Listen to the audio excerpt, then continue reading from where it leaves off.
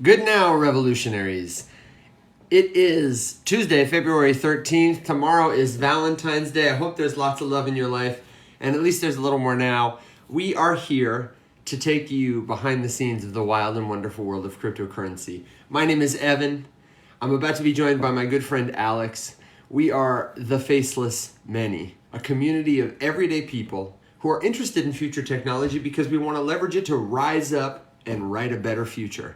I'm so glad you're here today. This is the best place to be if you've got questions about cryptocurrency, if you've got questions about blockchain, about artificial intelligence, about anything you are concerned or curious about. But we like to focus on cryptocurrency. So many people misunderstand it because so many people, like me, like Alex, have told a bad story. But we're here, and this week we're talking about NFTs. It's day 2. We can't wait to get started with you. Alex, man, how you doing? There we go. Super good. Good, man. You know what's funny? I've always, Dogs dressed up in clown suits. well, yes.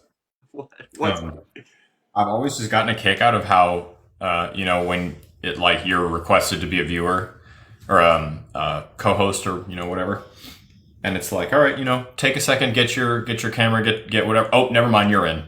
It's yeah, and sometimes it puts me in with no voice or with video or whatever. yeah. It just boots you. Ladies and gentlemen, monsters and machines, people and creatures of all ages, we are here every Monday through Thursday from 7 a.m. Central Standard Time until about 8:30. Sometimes we go a little longer to unpack a topic of concern. If you've got a question, leave it below. And I also want to invite you at this time to check out our Discord. It's discord.gg/themany. We post links and resources from each show. It's the best way to ask us a question in between time and get connected to a community of people where they're not going to try and sell you something. They're going to help you learn and grow. They're cool people. They are the Faceless Many, and so are you. Discord.gg/themany. And today, I've already said it. I won't say it again. We're talking about NFTs, non-fungible tokens. You've seen a lot about them. You've heard a lot about them. And we want to set the record straight. What's true? What's not? What should you be concerned about? How can you get involved? Alex, the only notable news that I know about is that our friend Bitcoin crossed the 50K mark.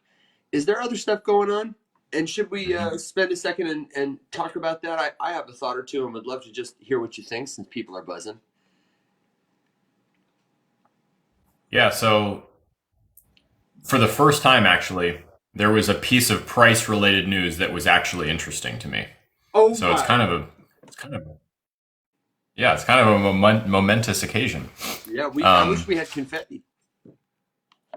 So there were a couple things. I'll save the juicy piece of price news for the end.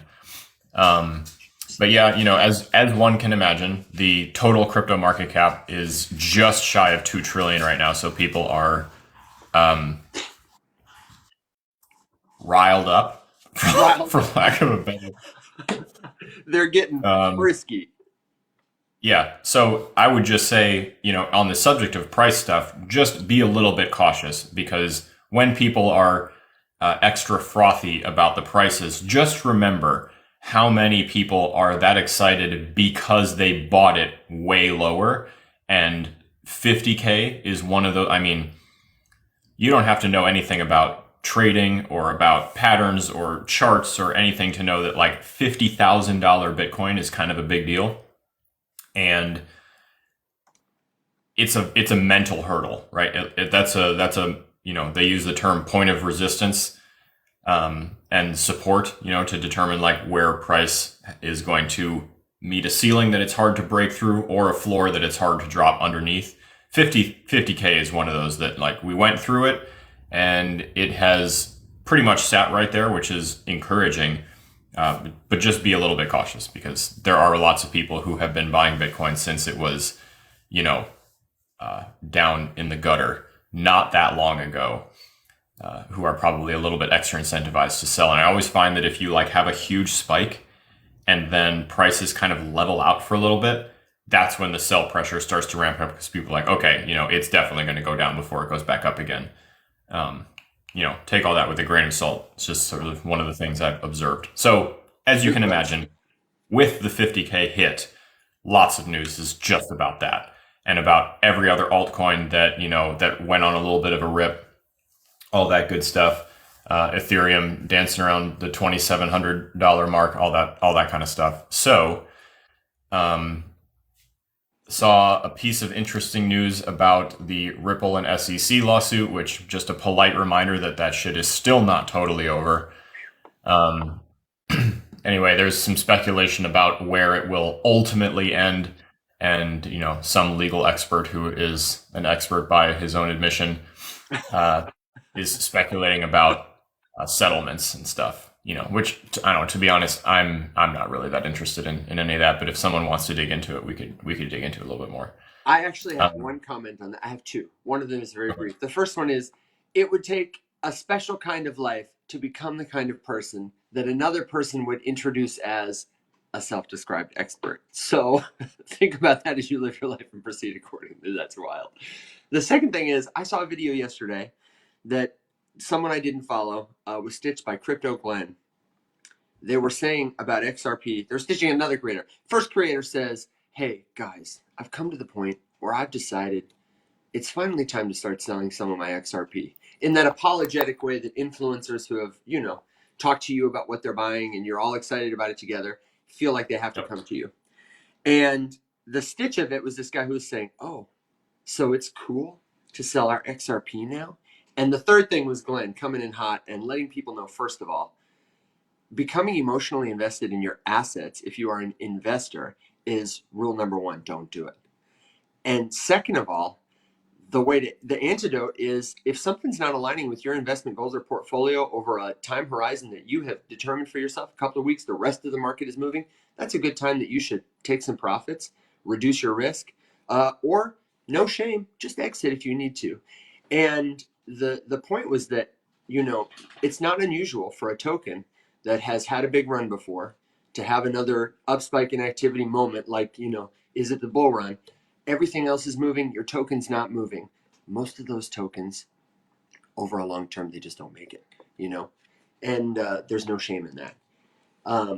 XRP obviously has a lot of activity in the water, but banks, institutions, they're building their own private tokens to do the things XRP says they're going to do. We've talked about this: faster, cheaper, keep the price more stable. And Ripple is playing a long game, but I think there are plenty of reasons. Don't feel ashamed or let anyone pressure you into selling something you no longer think is a good investment. Alex, it's worth a watch if you get a chance to go back and see the video, but it's all about the Benjamins, Angel says. All about the Benjamins. Yeah, I mean, with a lot of them, that's the case for sure. Well, and that's my point is, if it's about the Benjamins for you, don't be afraid to sell, to buy, to hold, to do what's right for you, to move. I mean, if that's what it's about, I think the single best quote that I've ever heard, and the only one that actually really means anything, is no one ever went broke taking profit. So, if that's your game, pull the trigger. Yeah, buy the top, sell the bottom, baby. Okay, what do we got next? So, the piece of interesting news that I'm sort of my disclaimer here is that this is the headline, right? So let's assume safely that the headline is meant to get our attention, which it did, but we're going to go a little bit further. So the headline here is Bitcoin ETFs are sucking up 10 times more Bitcoin than miners can currently produce. I'm glad you picked this one. Yeah. Oh yeah. I had to, right? It's posted 7 hours ago. It is very much, in the trending spot on CryptoPanic. And of course, it's getting extra attention because Bitcoin went to 50K. So that's a validating type of time to put a headline like this up. Now, what this is intended to communicate is the supply shock. If you've been in and around Bitcoin for a long time, it happens.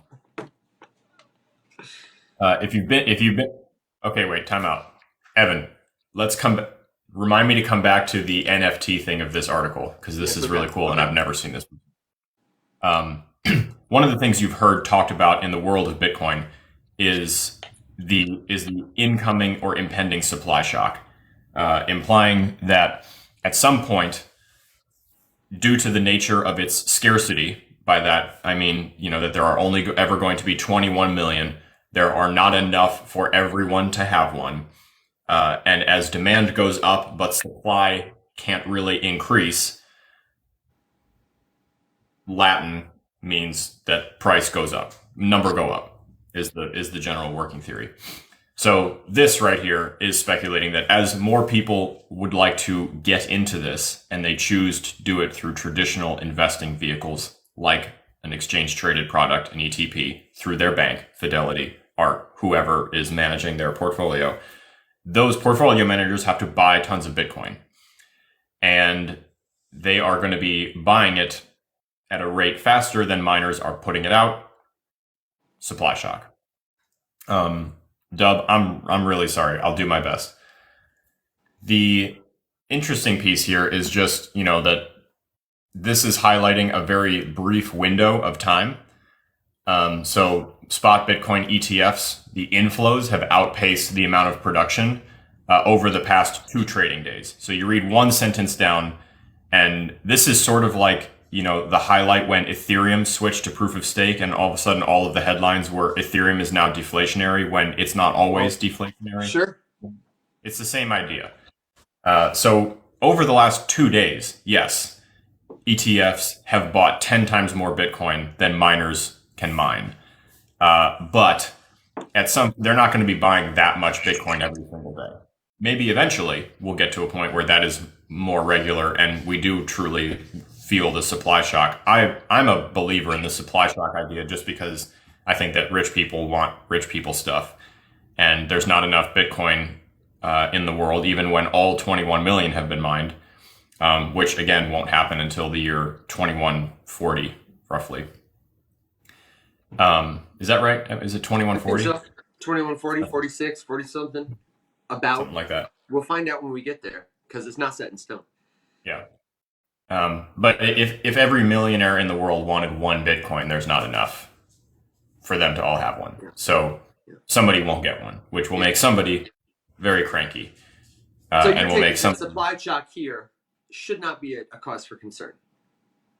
I'm not, I think that right now we're having some pretty good days with price action. But, I believe that, we're probably not only up from here. Ryan Selkis is claiming 100K by the end of the year for the election year. But I mean, this is like very run-of-the-mill speculation by people with large platforms who like to have attention. Ryan Selkis also says lots of other polarizing political opinions, just totally unhinged all the time for engagement and click farming, which is, a little bit unfortunate. But you're not bitter at all. No, not bitter at all.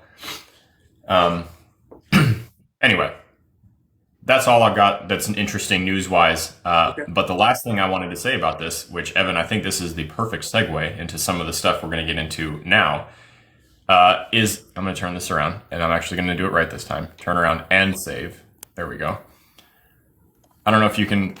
Let me try to get a little bit closer here. So this is CoinTelegraph. And I have this button. Yeah, absolutely. Collect this article as an NFT. So, as someone who's never interacted with this feature of CoinTelegraph before, I have no clue where we're going to go. Let's find out what happens. I'm assuming it's going to prompt me to connect. Yep. Okay. This is perfect for the team. So, CoinTelegraph article 124400 in the latest news, 13th of February 2024. Editions left 3 out of 3. I can buy it now for $131. Before we do that, let's learn. Did you say 131? 131. And how many editions? Wow. I wonder if that's a serial number or if there have actually been 120. I doubt 124,000 people have minted this article. You know, we're Oh, not that deep. I'm sure that they have not. Yeah. Okay. So 1,100 items collected so far. There are 464 unique owners. Somebody got two. Somebody got two. I wonder if I they have mean, a whale wallet driving that up. That's impressive. I'm amazed 460 people collected that article, if I'm being honest. I think this is the whole thing. I think this is all of it, right? All Like of the entire CoinTelegraph's point. holders. Got it. Yeah. Got it. That That honestly seems more in line with what I'm expecting. let's poke around though. I would love to see like the This is so OpenSea fantastic. or While you're poking, real quick, let me just say, because oh. it's all about the view. You asked a question about. Oh no, if you're there, we'll come back. I'm going to come back to your question. It's all about the view. No. Go ahead. I'm trying to. So Okay. they don't have what I would like to see. You know, obviously, like Evan and I have talked about, is we have a contract address right here. So we'll look at that, which should take me to the Explorer. Yeah, Alex is going to check this out before he clicks buys. Watch this. So here we go. This takes us. Sorry, I wish we could stream in landscape. So this is looking at the contract for this NFT collection on Polygon Scan, which is, we've looked at Etherscan before. Polygon Scan is the exact same thing. Obviously, it's just for Polygon. Every blockchain has an Explorer. And Polygon is one of those projects that probably should be in a list to look up if you're interested in history. It's a layer 2 network built on Ethereum. Faster, cheaper. Many people will use it, including probably you. Please keep going. Okay, so let's get some basic information here. Looks like it's the right contract, right? Yeah, so I this think I see the appears to be. website link. Sorry, the dog's doing the thing. No, it's okay. I see that there, I don't see dates, but it looks like there's plenty of activity too in terms of like, did I click the wrong thing? Feeling good about this. So right now, I'm curious about transaction volume because, you know, before you buy it, here's a good pro tip just about NFTs in general. Unlike cryptocurrency, if you're speculating on cryptocurrency and you're buying, you know, the Matic token or Ethereum or Bitcoin or any shitcoin or whatever, and you're buying it on an exchange, the exchange will buy it back from you. You may sell it back to them at a loss. You know, so Evan buys Polygon Matic, their token, at $1 because he thinks it's going to go to 2 and he's planning on selling it at 2. It doesn't go to 2, it goes to 90 cents. And now Evan gets scared. And Evan's like, never mind, I don't have the stomach for this. I'm going to sell. I'll eat the 10% loss and I'm going to sell. He can go right back to that exchange, Coinbase, that he bought it from and sell it right back at the new price of 90 cents. NFTs don't work like that. Okay? If you buy an NFT because you think that the floor price of it or that the value of it will go up, and then it doesn't, you can't just go back to the exchange, because there is no exchange, and just resell it at the new floor price, guaranteed. You can undercut the floor and hope that someone picks it up trying to make a quick flip up to floor, but you require that someone else purchase it from you. And that's why this whole JPEG Ponzi pyramid farm of NFT nonsense crumbled in the spectacular fashion that it did. Because tons of people are holding tons of these things that they spend tons of money on and absolutely nobody wants them. Okay? Because the people who bought them didn't want them in the first place. They bought them to sell them to somebody else. Mm-hmm. And as you can imagine, in a world where there is a collection that is constantly having new shit added to it by the tens of thousands on an hour-by-hour basis, and the only people interested are the ones who want to sell those things but not buy them, there's a problem with the basic structure of supply and demand, right? Mm-hmm. So this is one of the reasons that Evan and I for a long time wanted to do like the NFT pawn shop, where there was always, you know, you were always going to be able to turn it in for something. And there's a few projects kicking around that do something, you know, similar to that. But please just be aware that, you know, if you purchase an NFT, especially like a JPEG NFT, from a big PFP collection or whatever, make sure that you're cool with keeping it for a long time or getting rid of it for next to nothing, Hmm. just in case the worst should happen, because it is certainly not guaranteed to go up.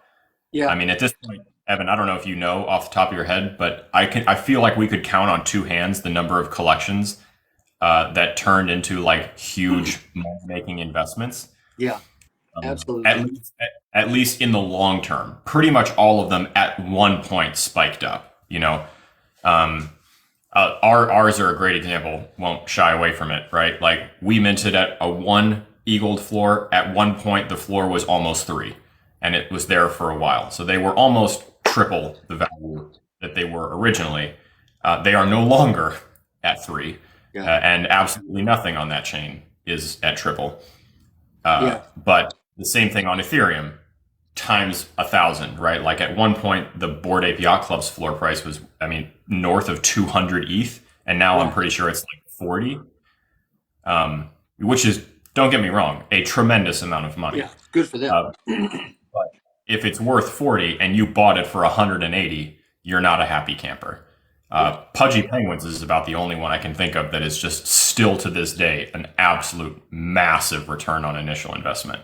Yeah. And Um, there are others that come and go, and there are other types that may do better. Somebody pointed out in the chat about Vivi having good IP and their NFT collectibles doing pretty well because they're working on other stuff too. Use it for a ticket, use it for a game.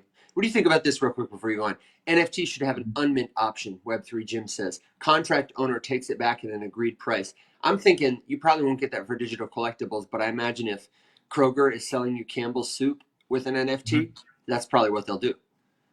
Yeah. Well, interestingly, there's been a couple lawsuits about that, Hmm. where, oh, here, you know what? What am I doing here? Hold on. we're, we're playing like dance. There's been a few lawsuits about that, which are pretty interesting. The meat and potatoes of the legal argument for that was just that in purchasing a product from what is essentially a business, and don't let it fool you, right? Like NFT projects. These are some of the more semantic things that I would like to get into kind of as the week goes on. I don't want to bore everyone with soapbox all day every day, but if you're launching an NFT project, you're trying to make a business. There's no way around it. You are entering the business world. It's a fintech business, so there's a lot of money implications in and around doing that whole thing. But it's a business. You're buying a product. The buyer is buying a product. If you're like categorically unsatisfied and certain I forget exactly how it was worded, and I'm not a lawyer, so I might butcher this a little bit. Basically, certain parameters are met by the project that sold you the NFT. Like they sold it to you under the pretense that they were going to do X, Y, and Z. Like the classic, mint this, it's going to be a character in a AAA game in a year, and 3 years have gone by and there's no game and the people are gone. Um, that would be selling it to you under false pretenses, and it's the burden of proof on the buyer is a little bit high because you have to prove that they like legitimately didn't try and legitimately like stole it from you and legitimately lied to you guys, instead of like they made an attempt and then the business was unsuccessful. You can't sue somebody for their business not being successful. And you can actually like petition for a refund, and they would be legally required to refund you within a certain time frame. I think it's within the first year. So if they, sold you the collection under the pretense that within 12 months there was going to be this, that, all of these things you were going to be able to do it, that's why you purchased it. You were incentivized to buy because of X, Y, and Z, and they didn't do those things for you. You as a buyer do have the power in the United States to petition the seller to refund you. And the NFT collection that was held culpable, I can't remember what they were called, but they Are ended you up. talking about the SEC settlement against Impact Theory, the Tom Bilyeu? I don't They think were so. issued. Okay, then I'll What was mention that that one one? in a second. But that's an example of this kind of thing. What was that one? Impact Theory issued a founder's key NFT that in 2023 was ruled against by the SEC. Hester wrote part of the dissenting opinion. Um, Essentially, that they were offering unregistered securities as tried by the Howey test. The dissenting opinion was that they did not meet the Howey test, but they were delisted from OpenSea. They were ordered to issue a particular refund. I don't know if in the aftermath there was legislation put in place or changed, because I don't think there was. No. Yeah, that's not the one. That's not the one I was talking about. This was more just like a kind of a general statement case. It blew up on Twitter because some big account. Again, I would have to go do some digging and try to figure it out. I could do that for later in the week, but basically just said like, "Hey, did you guys know that unless they specifically write it in the terms and services agreement when you purchase the NFT, that you're legally allowed to petition for a refund? And how many NFT of these, PFP 10K collection mints have you ever had to sign a terms and services agreement to purchase? Probably none of them. So like, you should look at that." It ended up just being like a bankruptcy chase because none of these people have any of the money that they would have to be refunding. So, sort of it ultimately went nowhere, but it kind of like raised some interesting questions about like the nature of all of this. Because obviously I hope that we don't just have, these 10K PFP launches forever into oblivion. And they're already pretty much dead. No. It's next to impossible for you to get away with doing that at this point. Flip it back to your CoinTelegraph minting journey. Tell us where we are and tell us how we can mint that as an NFT. And I will answer it's all about the views question in a minute, and then we'll this is exactly what I wanted to get into today. It's like a little bit of practical stuff. So anyway, we are just to recap before my tangent here. Yes. We're on Polygon Scan. We are observing the contract address, which we got to simply by clicking contract address on the minting page link. So there was a button under the article. Collect this article as an NFT. We clicked it. We're looking at this. Here's what it looks like. It's kind of a little artistic rendering of the headline picture, the headline and the first sentence kind of thing. You can buy it for $131. You can pay for it with Visa or MasterCard. There you go. Anyway, but before we even think about any of that stuff, we're going to look at a few things. So this turns out this is not a link to the Twitter page for this collection. It's a link to immediately share the mint link on your own Twitter. So that's fun. Anyway, right here, contract address, token ID, ERC, token standard. So this is an ERC 1155. We'll get into exactly all of that. I have a definition for them later. Token ID. So here's the one, that we're looking at. This is for this specific one, 82614. Contract address starts with 0x, indicating, you can kind of tell after a while, you can figure out which blockchain you're looking at just from the prefix on every address. But anyway, 0x Polygon. Okay, so let's look at some volume and see what's been happening here. So looks like all of the transactions, the most recent one was 2 days and 20 minutes ago. There was one the day before, 9 days, 25 days, 20. So it's not super heavy, but I would call it relatively consistent for something that probably has a smaller audience, collection-wise. Yes. And is this a good time to quickly interject and answer the question, why would you collect a news article as an NFT? Yeah, sure. Okay. Because I know someone is asking that. And someone in the audience is thinking, it's like those people who own thousands of newspapers and store them in like their garage, hoping that one day they'll be worth something, and it's just an NFT. But there are a couple reasons. Like if you are a collector and the article was about something noteworthy, Cointelegraph has broken a lot of stories in the crypto industry. Bitcoin all-time highs, Do Kwon's arrest, probably did something about Mt. Gox. And it would be, if it was the New York Times and you could do that, it might be interesting to do. ERC 1155 means everyone's going to have the same, copy. And especially now, especially early on, before people start to do that, I think as a novelty, it could be collectible. But if you really like Cointelegraph, if they were going to issue a token in the future, they might use that kind of thing as a metric to track by. I think if you are interested in their story, this is another chance to own a marker of their story. I don't know if it's worth $130. Yeah. But expect to see more of this from your favorite creators, brands, businesses. Um, and I would certainly do it just for the practice, like we're getting here. Anyway, please go ahead, Alex. And unless you have other thoughts about why somebody would collect one that I didn't hit, but we can talk about it.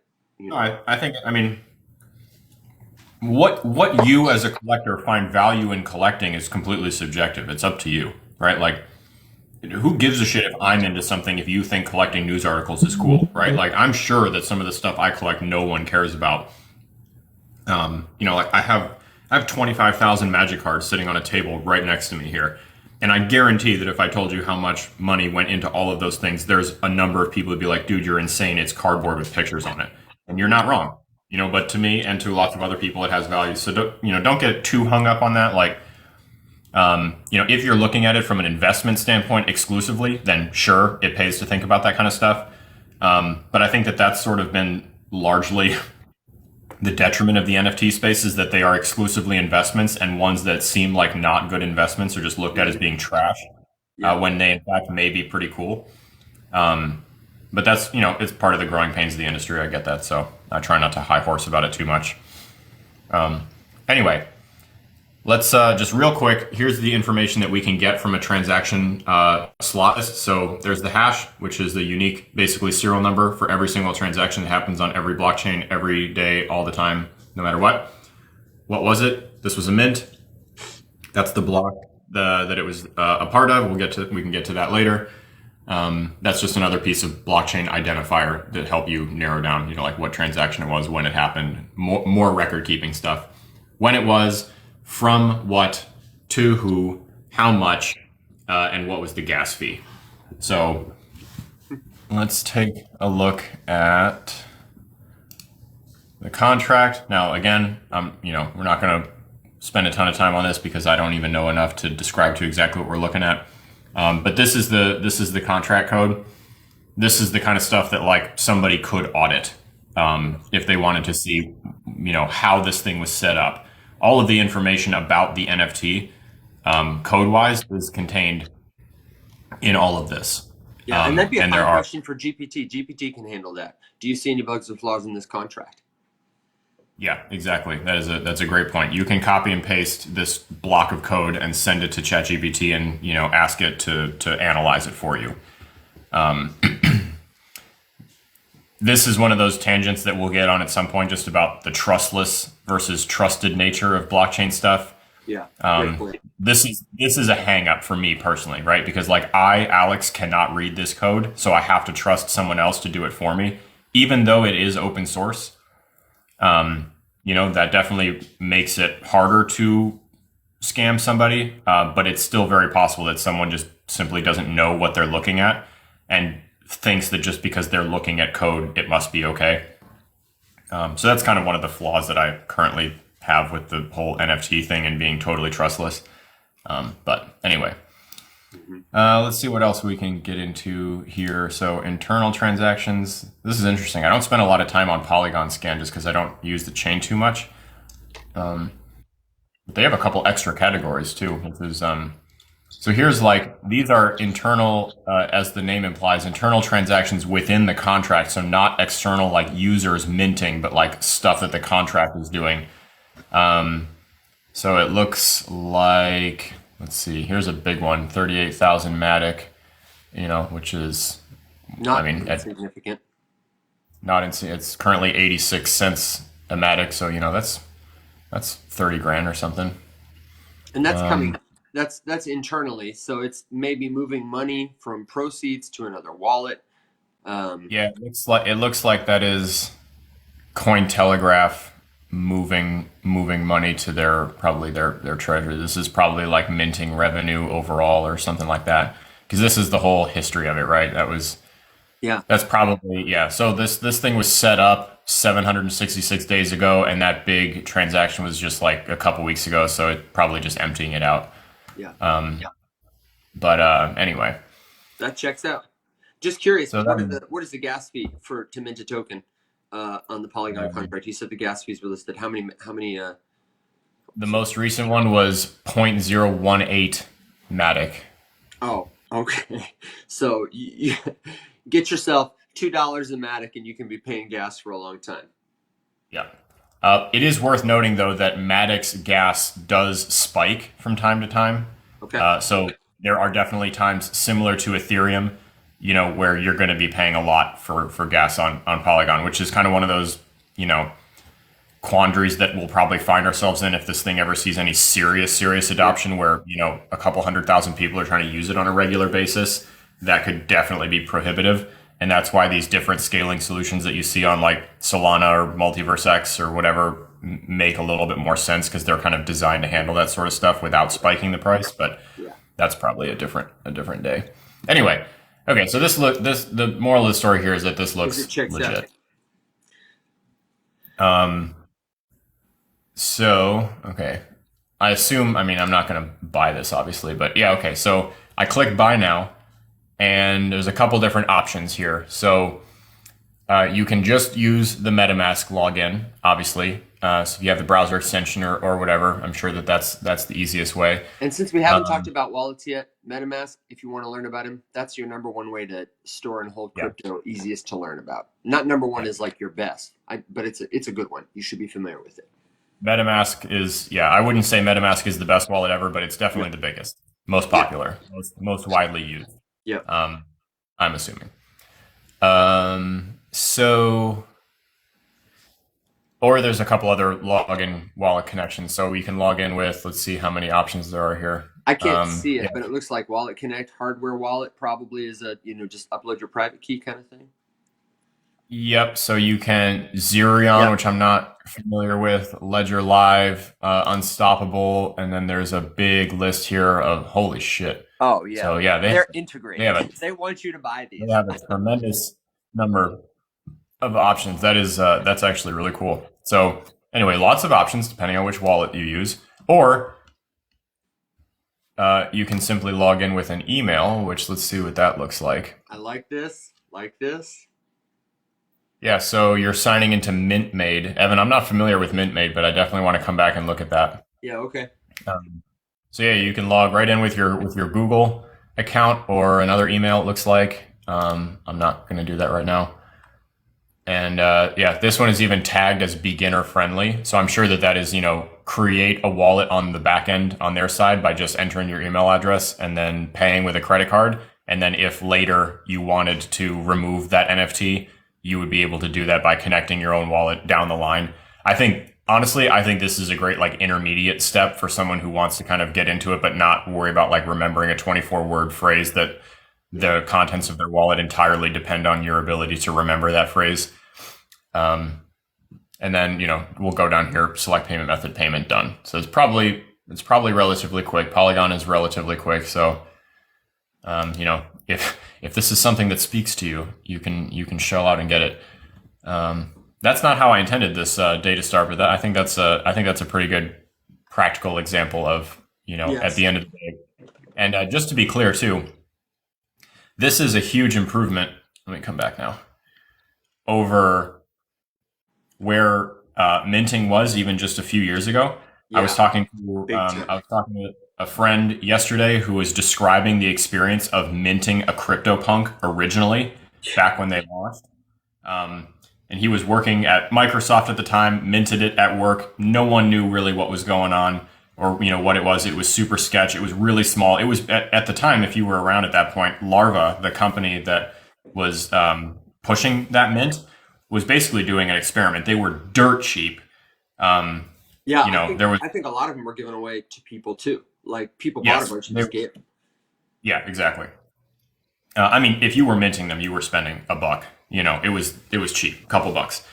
And they were, like Evan said, they were trying to get these into people's hands, and people were resistant. But this is at the time, hindsight being what it is. Obviously, that's silly. But at the time, imagine that you had never heard of any of this and some guy was trying to convince you to create this thing and email this thing and do this and set this up and do this and whatever and buy a little bit of ETH and pay this crypto exchange to do this and then email me and then set this up and then I'll send you a JPEG and you're like, yeah, probably a guy who looks like one of us, him. Yeah, exactly. Yeah, imagine Evan in that hat trying to convince you to take this JPEG off his hands, I think a lot of people, without the power of hindsight and foresight, would probably be like, no, dude, no, thank you. Yeah, I absolutely. mean, even so, just for perspective, even knowing, I would say a little bit about this stuff and kind of, that some stuff was happening and some of them were worth some money or whatever. I watched the Bored Ape Yacht Club mint happen for a couple bucks. It did not sell out immediately. It was up for a while. Yeah. There were multiple content creators, mostly Journey, Tony, Hmm.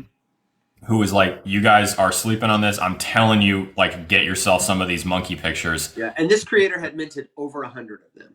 Yeah, he is still to this day the single biggest Bored Ape Yacht Club holder. His airdrop of ApeCoin at the value that it was when it was dropped to him was it was north of $5 million. Yeah, millions of dollars for Yeah, a couple $100. yeah, yeah, because he minted all those apes like right from it, and he spent. I think his average price was like $2.50 per ape. So even it's ridiculous. But I remember that happening, and I didn't do it because I was like, I don't know, that's sketchy. I don't, no, thank you. Obviously, this seems silly now, but at the time, it did not. I remember Um, too and thinking I might do that, but it was like a chore at that time. yeah, exactly. Minting was hard, minting was busy. It was so like, I mean, even for a small collection, you're like, oh, I've already got a couple of these like collection Yeah. NFTs. I don't need another one, I mean, the process that I just described, connect this, buy that. That's not. I'm not making that up. That's literally if you're starting completely from scratch and you were trying to mint an NFT. It was like create an account on an exchange, You had probably to do a new KYC. one always. Connect your bank account information to that exchange. Send money from your bank to the exchange. Take that money, purchase Ethereum with it. Then make a MetaMask wallet. That's not as easy as just making one, right? Hmm. Then you would have to go and take that wallet and find the NFT you wanted to buy and log into it and connect with it. Then you're going to have to pay for it with the Ethereum that you just paid for. Oh, wait, you also have to pay for the transaction fee. And guess what? There's like 8 other people trying to do this right now. So your transaction fee is Yeah. Oh, and then it's on an $40. obscure network, so you've got to install that network and Google the instructions before you can log in. Exactly. And if none of that works, Um, just create a wallet on our website and use a credit card and pay us, whatever percent extra, and then figure out how to send it to yourself if you yeah. can. And I mean, and then of course, oftentimes you're paying more in the gas than the cost of the actual Yeah, thing you're trying to yeah. get. Okay, so We you sound build like the old guys, dude. and then then you still have to connect to the minting protocol and buy the thing, and then you have to remember where it is and keep. It's horrible. Yeah, It's a terrible purchasing experience. it was horrible. Um, my brain hurt saying it, and I'm very familiar with how this all works. I've Right, but now built what you got protocols. to do is like practically, click a button and you're pretty much set Yeah. to go. Alex, can I So tell at you? this point, Oh, sorry. Go ahead. no, I was just going to say, yeah. And how far have we come that, if this is something that's of value to you, it's like log in with Google, buy. Yep. Something you will hear other people start to say is that minting is the new liking. Minting, the act of getting an NFT in your possession from the person who created it. They call that minting, like minting money. And I really do believe that will be what we do in the future. Likes, what do you get for those? You do it all day long. You save them in your little folder or whatever. But when you mint stuff, you can organize it the same way you would organize likes in your life, your digital life. But now you really truly own it. The question of what can you do with those likes remains to be seen. But people will, with easy experiences like this, you're going to see it more and more. And that's what I wanted to add to this was not just can you mint on Cointelegraph. There are a couple of sites that you can mint on now. But I don't want to, I'll give them away if you're done with what you want to do. Do you want to click one or two more? I didn't know if you were going to click the actual link or like copy it to see what it is to make sure any of that. I mean, at this point, you're just, you practically taken us there. Yeah. I mean, the only next thing I would be prompted to do is connect my wallet. I'm not, yeah. And Yeah. I'm not about to spend $130 on an article from Cointelegraph. It's No, not my. no. But you can start to explore with minting the technology they use to do this. I've never heard of. It's called Mint Made. And Yeah. they're one of the people who prompted me to remind you that they say collect is the new like. I think mint is just a better word. But you can do this on Farcaster, which is like one of the attempts to make a Web3 social network. They want you to be able to collect content. You can do this on mirror.xyz, which is like Medium but different. Is that Mint made? Mm-hmm. Yeah, so that's Mint made. They don't look like a terribly established company. I would recommend Mirror first, probably, if you wanted to experiment with it, because I know a lot of crypto companies that use Mirror to publish their stuff and make it mintable. So there are solutions like that. We can put them in the chat too. Do you have any others, Alex? If people are interested in it, we can just tag. No, sorry, I was just looking. I mean, this looks interesting. It looks oriented towards like enterprise content businesses. Yeah. Mm-hmm. I would say Mirror is more like the startup or the personal creator.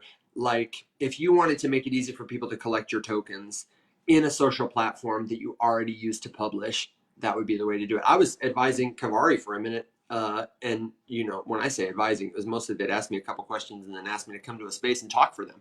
But like they had a Yeah. great concept. They wanted to do YouTube that way, where you could post content as a token and then earn the platform token and also offer the opportunity for people to mint your content, which I thought was cool. There's one doing it now called Farcaster that I mentioned, and Yep. they are if people aren't hip, they're the leader in the space. They have a platform that anyone can build decentralized social apps on. The most popular one is one their team did. It's called Warpcaster. It's a Twitter clone, and you can mint all kinds of stuff there. A lot of people are really starting to embrace it. They had a big time sign up activity spike in the last like 2 or 3 days. They're backed by Coinbase. They're backed by A16Z, big names in the venture space, millions of dollars. So, yeah, this is a good website, Alex. Say not much. Is this the right one? .xyz, or is it? Oh, I thought you were still on the Mint Made. I can't see it too well. Mirror.xyz. It's sparse, but it's like a Medium alternative. You can sign in with a wallet to create an account. It's got a very similar user experience. Mhm. Home for Web3 publishing. That's right. Not super active, but interesting niche. Yeah. Plenty of stuff to see and do. And if you want to get started with like publishing your own content for people to mint, this is how I would do it. Can we go back and answer? It's all about the view. Had a question about Bitcoin before we talk more about NFTs. As we were talking earlier, this is a good question. Let me find so I can read. Can we address how banks will probably allow you to pay your mortgage or car payment with Bitcoin? And before that, I know you said it must have disappeared. Essentially, banks are greedy, and won't they sell you paper Bitcoin to buy the Bitcoin that they themselves hold? And my answer to that is yes, but don't let that be a cause for concern. That's what the ETF is.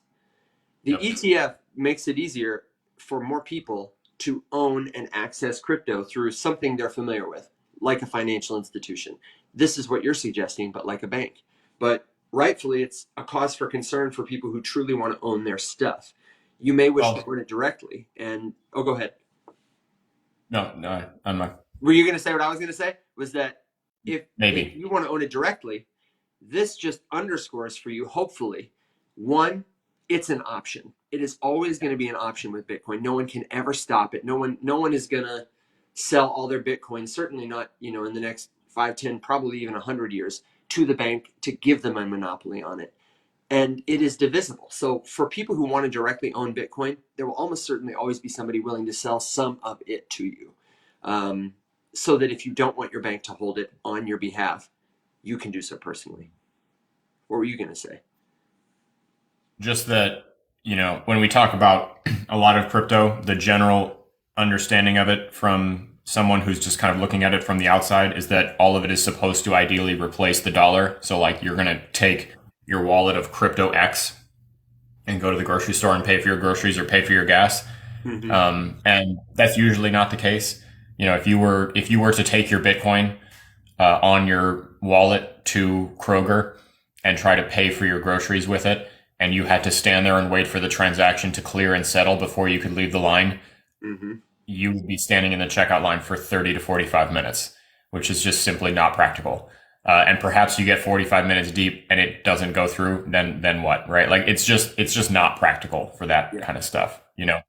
So I would imagine that, in some sort of hypothetical future where Bitcoin becomes the world reserve currency and everything revolves around Bitcoin and blah, blah, blah, take a time out for that narrative and just imagine the whole world agreeing on something. Yeah. Uh, then, I imagine that like Edwin said, and like Evan was just saying, banks will probably put other stuff on top of it. It's like, so the bank will front you, they'll do a quick scan to see, I'm just going to make this up just Okay. for the record here. You go to buy something, bank scans the wallet that you have registered with them, or, the store does, whoever, and recognizes that, yes, you do actually have the capital to do this. And now the transaction has been initiated. It will clear. So they just allow you to go. Like that kind of a scan is happening. And then, the transaction is processing and you go through. And that's kind of like a hodgepodge layer 2 on top of it, right? Like something transfers something up top on the top, which can be quick. Yeah. Which indicates Abstracting that the transaction. Yeah. It doesn't have to happen with you swiping a thing and taking your time. Exactly. So that they'll build stuff on top of it to make it more practical, or whatever. I mean, Lightning is a method. It's the Lightning network is a project built on top of Bitcoin to make it faster and cheaper and more efficient, whatever, kind of more geared towards using it as a payment option. Mm-hmm. It's not a perfect solution, but it's certainly an improvement. And let's address this too about collateral, because we've got answers for that. Yeah, absolutely. I mean, for as long as there have been assets, you've been able to leverage those assets to do stuff with, right? I mean, Mm-hmm. you think about these ludicrously wealthy individuals, Elon Musk, the Jeff Bezos, the Bill Gates of the world. They don't have a checking account with $200 billion in it. They own a bunch of stuff, and in those guys' cases, it's a company. You can do the exact same thing with Bitcoin, and there are more and more, and I expect there to become more and more and more places where you can put up crypto or digital assets as collateral and take out a loan against it. And then the difference here being that if you're using the traditional finance world, usually you get kind of scalped on the interest rate that the bank charges for you to do that, and they don't really pay you the same amount, right? Like you put your money in a checking account, I earn interest on my checking account Mm-hmm. to the right tune of like what amounts to be 25 cents a year. Like it's not very much. It's like 0.1 or 0.015%, right? Yeah. But the bank is charging 5 to 20 to 30% depending on who they're loaning that money to, and that money that they're loaning is mine. Web3 thing kind of removes the bank, makes it so that you could interact with a protocol that would just give you all of the interest to the loan. The difference here is that these assets are right now very volatile, risky. You put up your Bitcoin as a collateral to take out a loan in dollars, and then your Bitcoin falls by 30%. All of a sudden, your collateral doesn't mean as much to the guy who just loaned you the money. Yeah. You might get liquidated. Exactly. Which means, they're going to sell all your stuff and, you're going to lose money, and it's a bad time. So a little bit early in the industry's lifespan, to like be using that kind of stuff reliably. People do it, and sometimes it works out. And there are increasingly guardrails and regulations for that. You mentioned last time POAP, the real estate company we saw that was specifically trying to make a Bitcoin mortgage possible. But not every crypto asset is going to do that or function that way. Some of them will be, because you hold this token, you get a discount at their store. And that's how they function as value. Some of them will be, we are the digital dollar. And they will be a token you spend in the grocery store. So it's not all going to be money or collateral or assets. It's programmable. It can be anything we want. Doesn't even have to be monetary. But a couple things need to evolve before we get there. But Yeah, and we're on our as way. they evolve, as more people pay attention to it and more people start to use it, that will just make it a little easier. Like a snowball rolling down a hill. It's going to happen slowly and then all at once.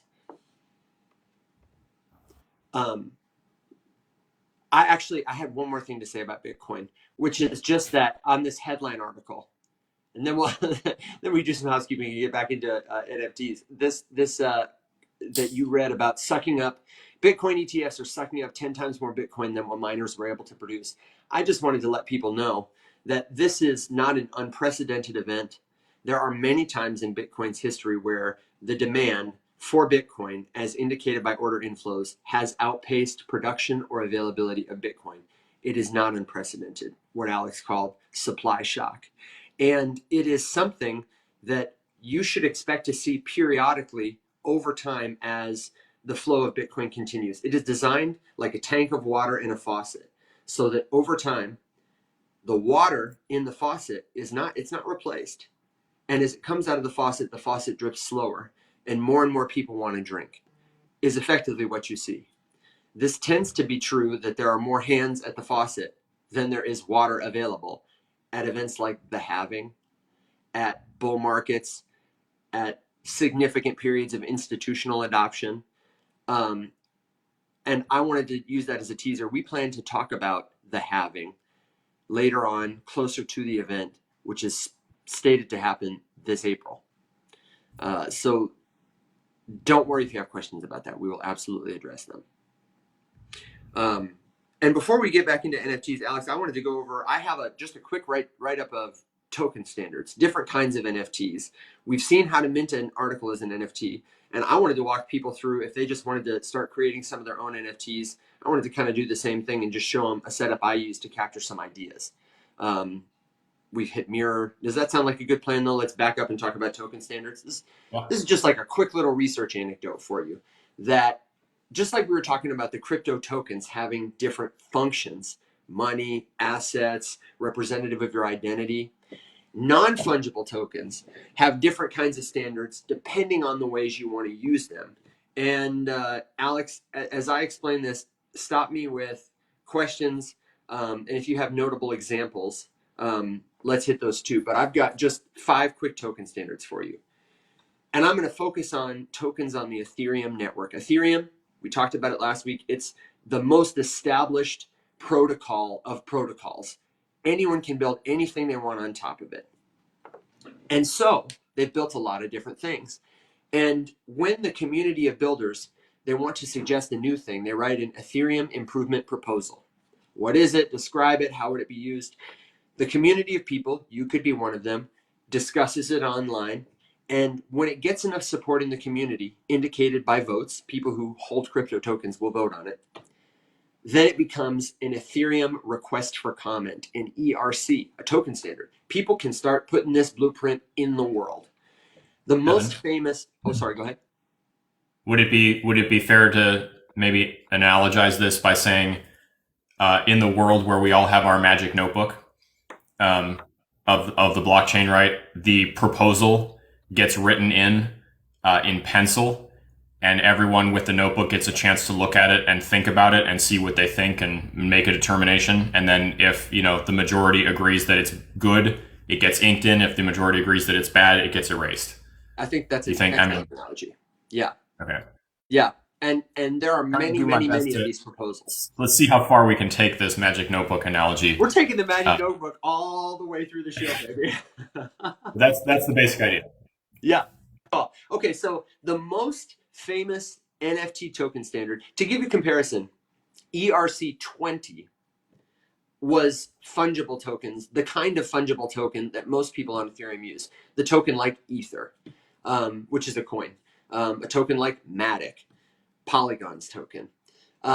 There are thousands of these proposals now. It was not until ERC 721 that we got non-fungible tokens.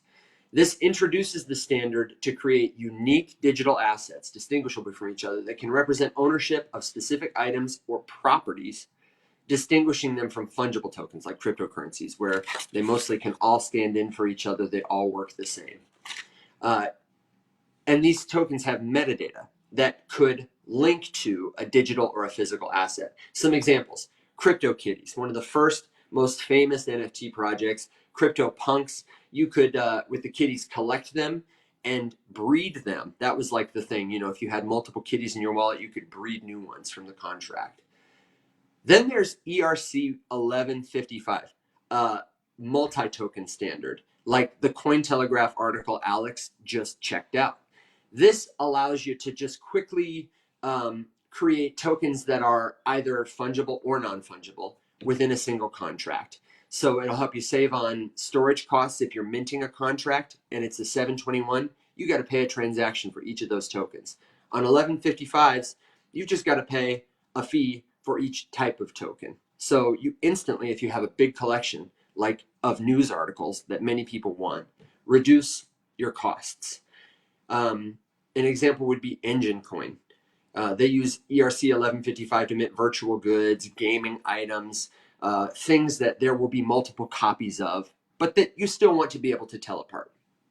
And I should say at this point that ERC 721 and ERC 1155 compose most of the non-fungible tokens available anywhere on the market today.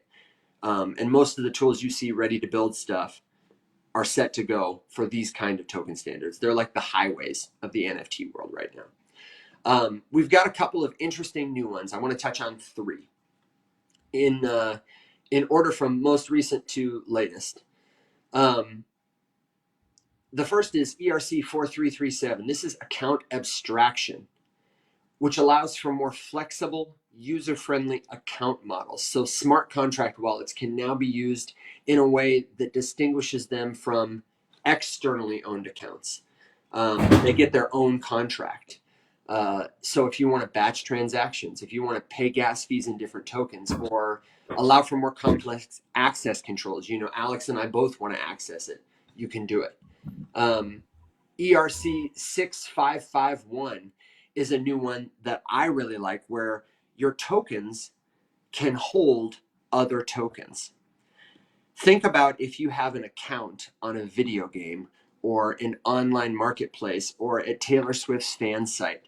If you got an ERC 6551 token, it's like a folder on the desktop of your computer. That token can have other smart contracts in it. It can have other fungible and non-fungible tokens in it. So my avatar character on a video game has all of its skins, all of its weapons, all of its items. If I wanted to create, an influencer AI, I could give it an ERC 6551 and put contracts inside that so that you could mint stuff from that character. Go ahead. I think here, especially as we start to get away from the idea of tokens exclusively being the equivalent of like a quarter, a coin of some kind, to signify something. When we use, there's a couple terms that just become super commonplace that will become more commonplace. Yeah. So when you think of a token on a blockchain, don't think of, just a picture or just a piece of money or a piece of currency or something. Think about anything that you could make digital, anything that is digital, anything, whether it's like an atom. Like an atom is the building block of matter. Tokens are the building blocks of digital. Yeah. Like Evan was just saying, a folder on your desktop is a digital thing, right? Like you click expand, it opens up. There's a bunch of little files that you've got hidden in there. That folder itself can also be a token. Token is just, at this point, basically a term for something digital, but that digital thing, its information, the important stuff about it, its details, are inscribed on a blockchain. The process of the inscription is called minting. So minting a token of X is just taking the details of something digital and placing them on chain. It's taking the pencil and putting it in my magic notebook. Yeah. So just great definitions. As we get more in the weeds of more different kinds of things that can be tokens and what they can do and how they can act, just remember at their core, this is just digital stuff. This digital stuff just so happens to have its information written on a blockchain. That's it. Yes, that's great. Those were the token standards I wanted to go over because I didn't want to overwhelm people. I really think most of our conversation and discussion should focus on the 721s and 1155s, the non-fungible tokens, and the examples of uh, uh, provably unique ones in all mediums. What makes it unique? Da, da, da, da. I don't know. I think maybe later we can get into real world assets and stuff on another day. Um, Sure. Yeah. but the next thing I wanted to do is just show people. I was going to use Frame It and quickly show people a smart contract that I have launched for myself, how easy it is. And there are many solutions for this. We'll post more of them in the Discord to start minting your own NFTs. And let me say at this point, maybe this is a good point to stop and tell you, if you're not in the Discord, you want to get a playback of this, you want to get access to some of the resources we share, it's totally free. Join us there. It's discord.gg/the many. And you can catch all these episodes as playbacks later. I upload them the same day to YouTube. We're at Faceless_Labs on YouTube. Slow it down, watch it again. If you miss a secret word, you can catch it. And speaking of secret words, I do have a secret word for you because we wouldn't ask you to come here if we weren't going to give you something. And we are giving you a free NFT. It's a POAP, people, a proof of attendance protocol NFT. If you want to hear Alex's spiel about it, he gives a good spiel, but I'm just going to give you a secret word. You can ask us questions about it. You can check the description on YouTube for the details. Right now, all you need to know is that the secret word is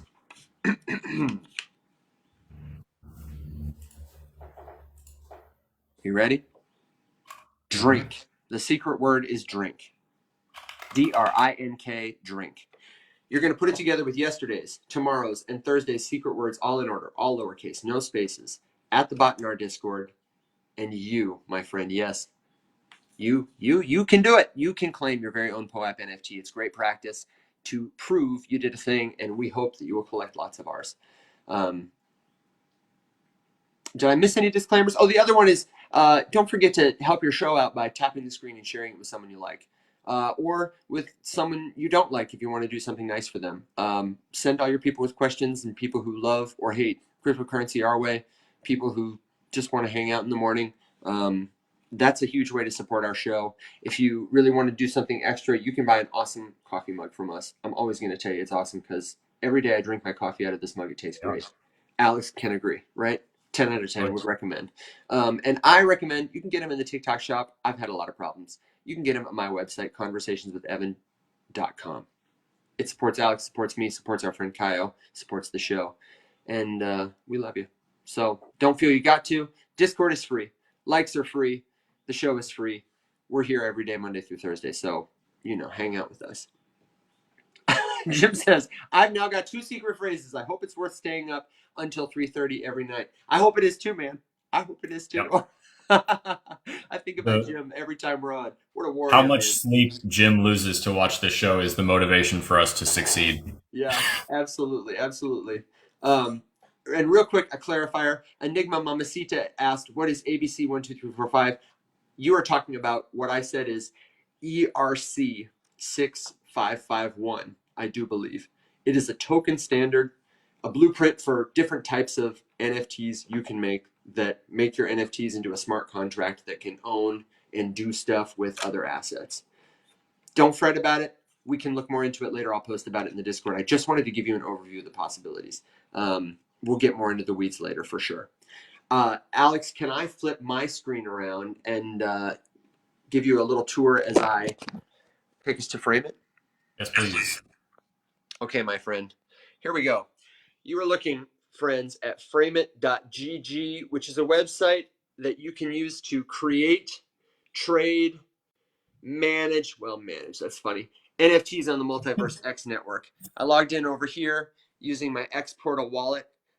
If you don't know about it, it's a simple, quick to get interface for accessing the Elrond blockchain, the Multiverse X blockchain, formerly known as Elrond. What I have here is just a collection of a handful of tokens. Every time I have an idea related to blockchain, especially that I think is noteworthy or interesting, and I want to establish precedent for it, mark it with a memory, something tangible, I put it right here in this collection.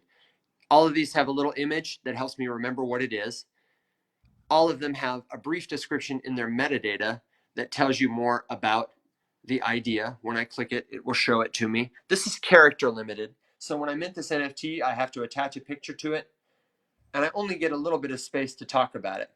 It tells you it was created by Evan Mann, tells you the origin, December 2, 2021, inspired by Pak, merge, and then a description I gave it. Onboard the world. One token shared via email, sign up, API, custodial wallets to 1 million people in a year. Fees paid by contract wallet, auction for charity. This is my idea. I'm happy to unpack it in a second, but I just want to show you how easy it is. Once I'm logged in, I simply go to create my NFT. If it's your first time, you'll create a smart contract. I can walk you through that in a second if you like, but all it is once I've got the contract is I drag a file. They do force you to put a picture. And I'm going to do, let's just see, do I have a good picture? Let me find one. I'll take this logo of this. Oh no, check this out. This is our picture. I'll show you a good picture of me at a photo booth for Valentine's Day. There we go. Look at that smolder. I'm trying to sell people on the idea of coming to see music. Let's mint it to the blockchain forever. I simply drag it, drop it, boom. They've got it there. Oh, they're going to make me do this. Then I choose the collection I want to send it to.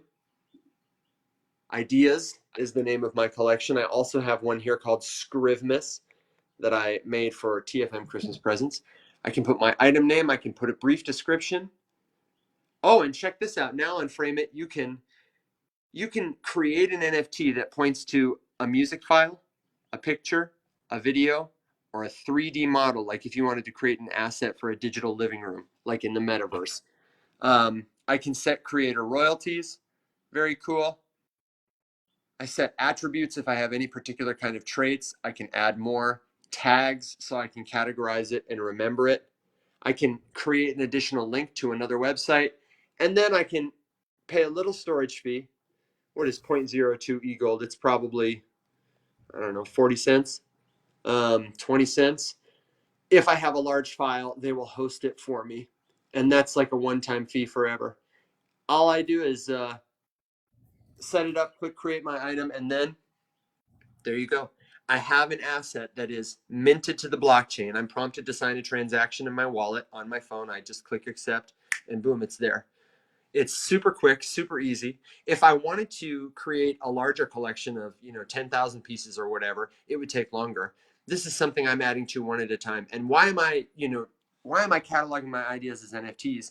I have a lot of different NFT collections that I personally use for different reasons. One is because I want to gain experience working with this technology, see what tools are available. Two is I really believe that this solution will play a strong role in legal precedents of the future and will help ensure the provenance of my ideas. I think it's important to start doing it now when most people are not, because given the permanence of the Magic Notebook and the great ease I can point to it, it will allow me to testify to people that I've been here, I work here. I am somebody in 10 years when everybody is doing this that might be worth paying attention to if you want to understand where it's been, where it's going, whatever. Building trust, credibility. And finally, I'm experimenting with it because I believe that this model of ownership of provenance will allow us to move away from the extractive, limited transactional model of gatekeeping your intellectual property behind prohibitive paywalls, making it falsely scarce. And I do that because I think the true wealth of the future, and really of now, is about how many people you are connected to, how transcended you are beyond yourself. I want people to be in touch with my ideas and to be able to access them, but also to know that they were, from me. I want people to remember me. And even if they don't have to pay homage to me or anything, but this is the way I can ensure that even if somebody is taking my idea and putting it on the crotch of their underwear, they'll be like, oh, that's Evan's idea, Um, Alex, I don't know if you have thoughts on Frame It, minting your own NFTs. Do you have a smart contract? Do you do anything like this? Document it? No, I haven't. It probably should. It's interesting. I just was at the time I think that you were getting all of this set up, I was working on the game and then just didn't. So I guess technically I kind of do because of the nature of the corrupted collection, being an evolution of my game ideas, but nothing specific like this. I can really wanted to hit Edwin's question really quick. So Yes. the short answer is yes, of course you can. I missed the question. I'm sorry. What's the Can you use ChatGPT 4 to create images for an NFT and then download it onto Frame It? good question? So I would check the terms of ChatGPT because I know they use Dolly for image generation. As far as their on protocol image generation AI uses. Midjourney, for example, will allow you to retain commercial rights to anything you generate if you pay their membership, which I think is like $20 or $30 a month or something like that. So if you're doing, a major thing, if you're an artist minting your stuff, or if you're doing whatever, it's probably worth it. I had it for a good while because I was making a ton of stuff. I don't know if Dolly has the same thing. I also don't know exactly what their recourse would be if you didn't do it and then you still used commercial. I don't know that there's any way for them to really enforce that because the nature of copyright law in the United States with regards to AI generated images is incredibly murky. And at this point, legal precedent says that no one owns the copyright to an AI generated image. So that's an interesting case. Wikipedia and an actual monkey picture was at the crux of that one. It was wildlife photographer was taking pictures of some kind of monkey in Southeast Asia, and he left his camera unattended, and the monkey took a picture of itself, and then that picture ended up on Wikipedia, and the photographer sued because he said it was his, and the court determined that he didn't take the picture, the monkey did, and the monkey cannot own the copyright, so it's nobody's. And, what a great story. But anyway, yes, Edwin. The short answer is yes. You absolutely can. And a tremendous amount of really bad, large-scale NFT collections were just Mid-Journey generated images that were then minted and sold for lots of money to people. But I do think they're very cool in certain specific contexts, like the AI artist that made the Corrupted collection. He wrote the diffusion engine himself, and then trained it on a lot of our stuff. And then his diffusion engine generated the corrupted images, and then a collection was made from those, which is a little bit of a circuitous route, but it was pretty cool. Yeah. Edwin also is fighting dogs. Good to know. I say fighting, I mean, wrestling them away. It's worth pointing out, I would say, at this point, like, if what you want to do is create images for, fun and learning, you absolutely should do it. If you are already an artist, you should absolutely do it. But creating a collection of generative art on the blockchain and hoping it sells at this point in time, even if you take a masterful approach and use like an incredible computer artist like Jahan, an incredible graphic artist like Carlos who paints, you know what I mean? Like, even if you do that, at that point you're playing I think of the Schopenhauer. Talent hits a target no one else can hit.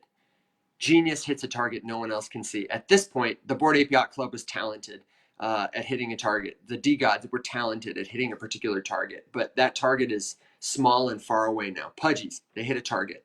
But Genius is already looking around at other stuff. So if what you want is to make a business out of it or something, I'd keep looking at different targets.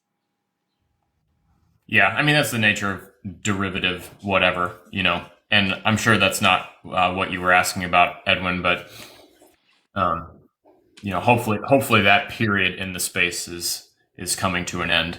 I think there lots of evidence suggests that yes, it is coming to an end.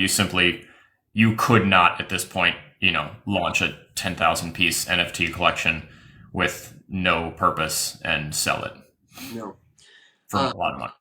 I know we're coming up on our time. Do you have a little time to like wrap it up and close it down? I wouldn't mind doing one or two more examples. I'd love to just tell people about some of my favorites and some of your favorites if you want to. Sure. Yeah, I can do a few. Okay. I mentioned when I read the description of this NFT uh, that I was inspired by PAC, Merge specifically. I can't talk about NFTs without talking about MuratPak, who is mononymous, anonymous. Nobody knows who PAC is or who they are if there are many artists contributing to the work. But PAK, P-A-K, thank you, Alex, you're the man, is an awesome artist in the medium of smart contracts. A lot of the stuff we see is scamorphic. People using new technology to do old things. It's the button to call your friend on your iPhone that looks like an old handset phone. It's scamorphic. A lot of people are just attaching images to these tokens. But PAC is doing things in the medium of the smart contract, things you could only do with tokens on a blockchain. And my favorite example is Merge. It is a collection where every token, this is a ERC 1155 collection. Every token is the same. It points to a mostly identical image. There are a few exceptions. They all are pictures of attached to pictures of white dots on a black background. PAC is known for this very like shape-oriented 3D big shadows art, white circles. And each of these is called a mass unit. Now, one in, however many people got one that was yellow or red or blue, like just for fun, very limited. But PAC opened a sale that was, it's called an open edition. Unlimited number of NFTs. The sale is 72 hours. PAC is a notorious artist, has been teasing the interesting dynamics of this game, they call it. And so many people buy. Tens of thousands of people, I think hundreds of thousands. It became the largest NFT sale by cash amount and volume ever. At the end of 72 hours, people who bought these individual tokens, mass units, what happens, because they're all ERC 1155s at this point, they're all the same, just distinct. What happens is once the sale closes, these ERC 1155s are changed by the contract into one token reflecting the total mass. If you bought 10 mass units, you get one token that is an M10. It looks different now with a piece of generative art. The token standards are different. It is sent to your wallet. And the smart contract is written in such a way that two tokens can't exist in the same address together. If I buy your token, it is sent to my wallet and my M10 becomes an M11. One token, new mass. And there was a cool dynamic that emerged where hypothetically one collector could accumulate all of the mass tokens in a single token at a single address. And there was also a hypothetical ending where one person had accumulated everything except one. And how interesting would the dynamics be? How interesting would the story be? The value proposition be when there were only two tokens left, when there was only one token left, when it had all the mass. It was just an interesting, novel idea that doesn't necessarily have a big function in the world. I don't know why you would use that except to play a game. It hasn't played out. There are many, many holders, probably some people with lost wallets even. But it stands to me a good reminder and good use case that NFTs are not just about the art or the asset that they may point to. They're entries in your notebook that you can use with other notebook owners to create interesting kinds of relationships, markers for them, markers for events. And PAC is just the example I go to for people who are doing wild stuff, but you can do that too. And it inspires a lot of my personal ideas. I would love to play more in that medium. Alex, I love PAC. Thank you for letting me go on about it. But he's the Banksy of the NFT space. That's a perfect way to say it. PAC is like the Banksy of the NFT space. Absolutely. Edwin, I'm sorry, I don't understand this question. So it creates your own subdivision? Subdivision like a neighborhood, could you rephrase it? Do you understand, Alex? Am I missing it? I'm assuming just, with reference to, giving you then the counterpart to how much mass you accumulated. And then you own a division of the final mass product is yeah. what I took it as. Yeah, okay, yeah. You could say it that way. Yeah, but you can't split it up. If I have an M10 token, I can't split it into two. I can do a couple things with it. I can hold on to it and accumulate more mass to that token. I can sell it and give my mass to someone else. I can burn it. I could send it to a wallet address which has no key, where things are irretrievable. And destroy the mass, as it were. But if PAC wanted to, they could create a mechanism in the contract. It's totally, the rules are open. They, if they knew how to code it, could write a mechanism where tokens sent to the burn wallet would be accessible by the creator. They could hold the private key for it. They could call it a burn wallet, but it's really not. They could redistribute that mass.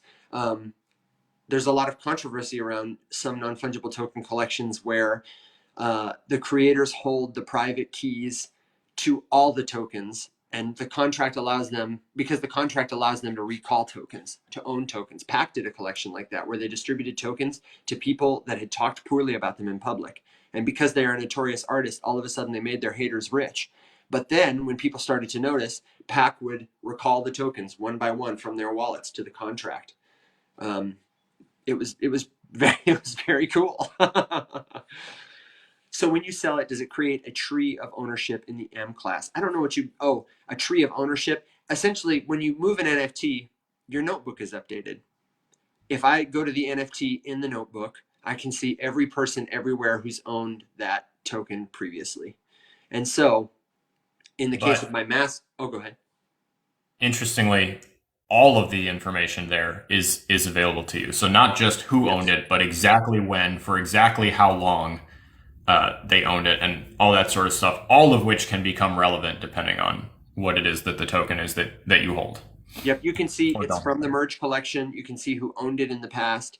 And I do believe you can see in someone's, like if I buy Alex's M1, I can go to his wallet and see that when he held it, it was an M1. And now in my wallet, it's an M11 that I used to have an M10, for example. And I think a helpful way to think about that, Alex, help me out here. Imagine if you used Visa cards and every dollar you spent got you a point and your points were tokens, but they merged in your wallet, so to speak. Maybe Visa would use like that concept to represent that you're a silver member, a gold member, a platinum member, so it was like it easier to keep track of stuff. That might be Yeah, a practical way, but can you think of others? I think that's a good one. We unlocking tiers, except that every tier unlocks at a single point of increase. Mm-hmm. Um, I don't think I can make it any simpler than that analogy. What are some of your favorite collections that you've observed or uses for a non-fungible token? Um, that's a great question. As someone who uh, feels very strongly about this stuff, I spend a very small amount of time exploring like other collections, which is probably just because of poor time management. Um, You're but doing a lot. You're busy. Don't call it poor time management. the things that interest me the most are things that are like aggressively not meant to be an investment. Yeah. Um, just because I think the value of being able to truly own something of yours that is digital cannot be understated, and treating them all as just like shares in a shittier stock market is really detrimental to the overall space. So the biggest area of my interest is video games. So like, the ability to I'm trying to think of an example. I mean, honestly, any of them that let you play a game and earn a thing and have it as a token, and then decide to do whatever it is that you would like to do with your own property. Buy it, sell it, hold it, keep it, display it, sell it. Buy it, Just use it, mix it, jar. Yeah, exactly. that is what I'm looking for. Yes. Yeah. So I mean, no specific collection. I do find a lot of interest in what Pack has done, just because he's an artist with code, which is kind of neat, and you haven't seen a lot of that before. So that those were always super interesting. I always got my pack feed from Evan because Evan was way more up to speed on whatever pack was doing. I was deep in the pack rabbit hole. I really was. It was Yeah. weird. It was a weird community. He had a Discord that he would only open periodically. He'd post on Twitter like the portal is open, and you'd have to get in. And when you got in, it was just all these people going, "I made it! I made it! I made it!" It was wild. So yeah, those were cool. But basically, any attachment of an NFT to gaming stuff is where most of my interest is. I just think it's the most easy to understand and relate to use case. And gamers have already been doing it for ages. I mean, look at CS:GO. Counter Strike has is so much. There's a whole other market. I mean, Ultima Online. Back in the day, was doing stuff like this. Like Mm-hmm. it's a tale as old as time in the gaming world. This just like makes it safer and easier and more secure. So I like what Jim says. Building something that everyone's going to be able to use. I can't wait to use it either. I can't wait for everyone to get to try Syndicate games and Shades of Sin. I mean, like the opportunities we will have to test this stuff in some cool, fun, new ways are really pretty imminent. We talk about it a lot, and but like you said at the start, this has come such a long way in just a few years that I am really truly excited to see where it's going to be next year and next year. Um, and I do want to remind everyone that if you, like Tori says, want to run off with your friends, everybody explores something, bring it back to the group and share what it is, the Faceless Many community is a great place to do that.